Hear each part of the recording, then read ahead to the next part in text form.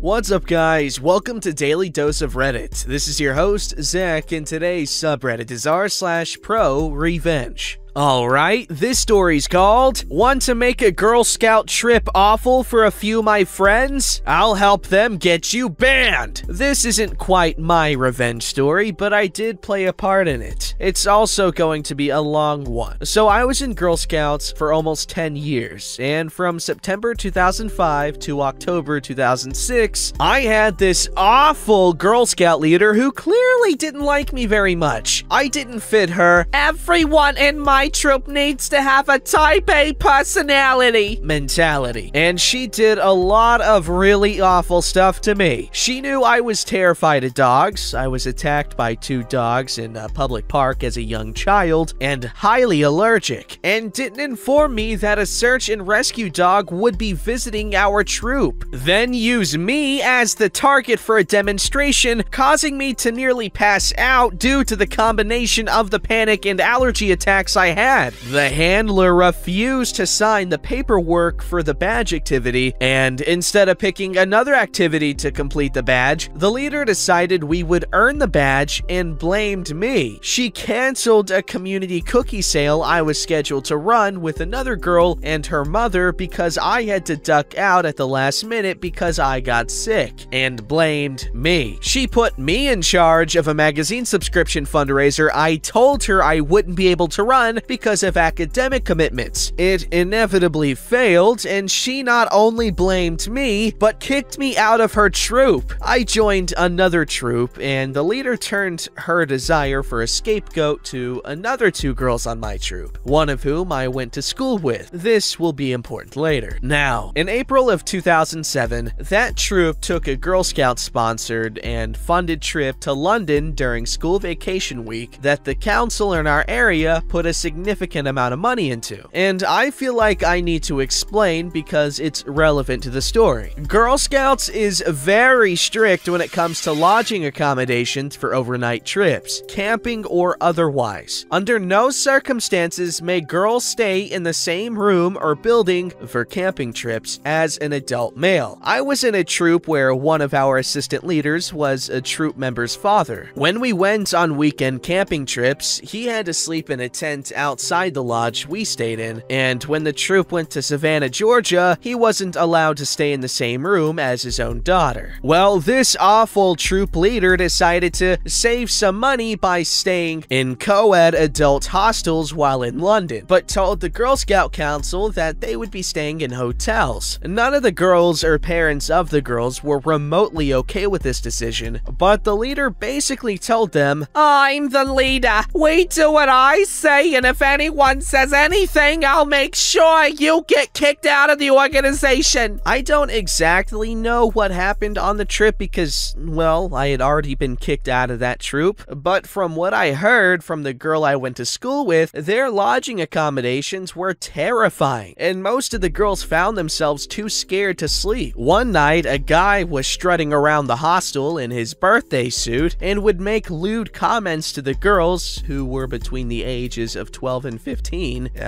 One night, one of the girls woke up to another guy just staring at her while she slept, and the leader didn't see anything wrong with it. What the hell? She just brushed it off, saying, "Well, that will sometimes happen when you stay at hostels." The 2 girls, and everyone else on the troop, wanted to get back at her, but all of them were intimidated by her. So I casually mentioned to my school friend that my troop leader was on the Girl Scout Council, and if her and other girl were willing to visit my troop for a meeting, we could potentially work something out. The other girl said she would provide the pictures she had secretly taken in the hostels. The girls were warned not to take pictures in the hostels, but didn't want to be involved any further than that. My school friend was moving to another state during summer break, decided she had nothing to lose, and came to my troop meeting with her laptop and flash drive with a copy of the pictures on it from the other other girl. My leader was appalled and immediately asked if she could borrow the flash drive so she could present it at the end of the year council meeting. She also promised she would keep our identities a secret. Again, I don't quite know what happened at that council meeting since it was held during school hours, but from what my leader told me, all heck broke loose, and here's the aftermath. The awful leader was immediately kicked out of the organization and given a lifetime ban. She was stripped of all the multiple awards she had earned as an adult. She was forced to pay the $2,000 the council had awarded her for the trip, on top of the $10,000+ fine she was handed. Girl Scouts take the safety of their members very seriously. She was nearly charged for child endangerment, but none of the parents of the girls involved wanted to go that far. I still see that leader at the market I work at from time to time, and usually say hi and ask how things are going without knowing that I had a hand in getting her banned from Girl Scouts. Okay, what the hell? Is that just a thing that happens?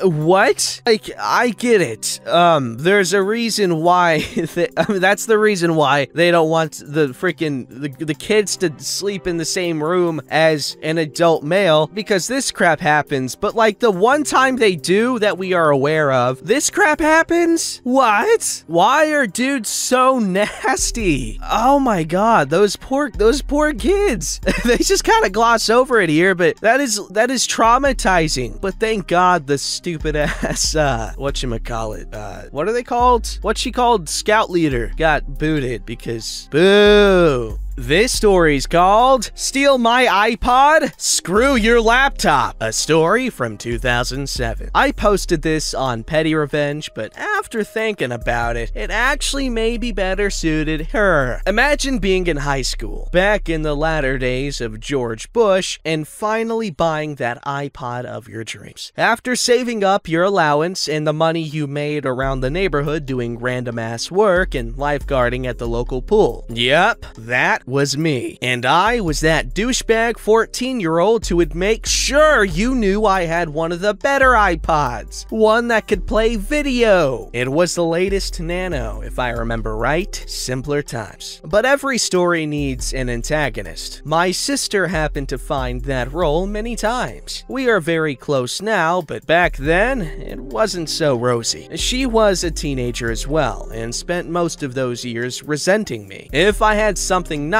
screw you for having that. I was quite protective of my precious iPod. She raised quite the dookie tornado when my parents refused to buy her one. Your brother saved his money. We didn't pay for it. We are not stopping you from buying one too if you save your money. That was their attitude toward any luxury that us kids wanted. Even up to that time when buying a first car was on the table. We each had to buy our own. It built character and taught responsibility. Well, that iPod goes missing one day at home when I knew damn well I had left it charging at the family computer. I left it unattended. My parents confirmed they did not touch it, and all eyes were on my sister. I'll jump ahead here. As it turned out, she had indeed taken it and had one of her friends temporarily store it until the heat was off of her. She knew my parents would essentially strip search her. After this unraveled, one of my buddies saw her with the iPod at school several days later. It was time for payback. Back then, I like to think of myself as a bona fide hacker. That's right, I knew all about batch files and how to open command prompt. Don't frickin' cross me. You have no idea what I'm capable of. Yeah, anyway, we don't talk about those dark days. But I actually did know enough to copy-paste some destructive commands into scripts using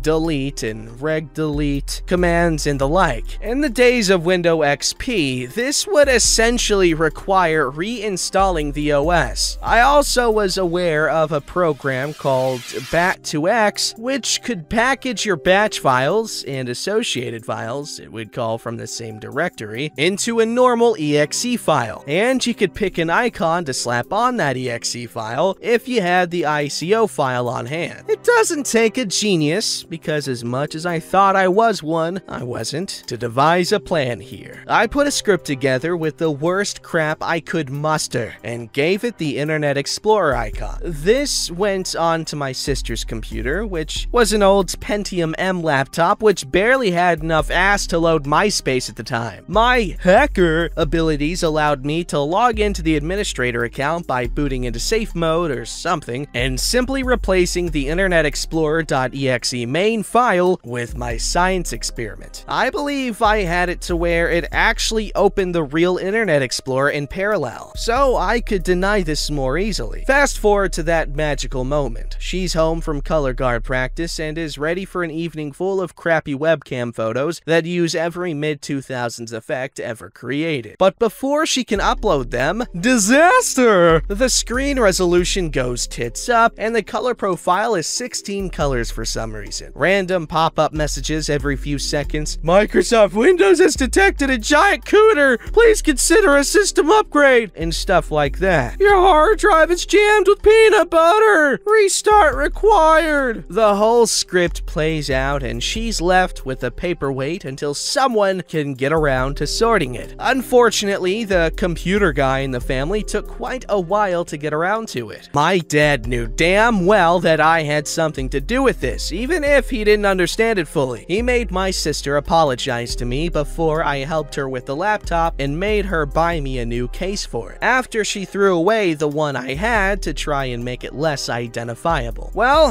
that's the story, folks. I have a video from 8+ years ago of this script running in a virtual machine if anyone wants to see it. Hope 2021 is off to a decent start for you. Feeling supersonic.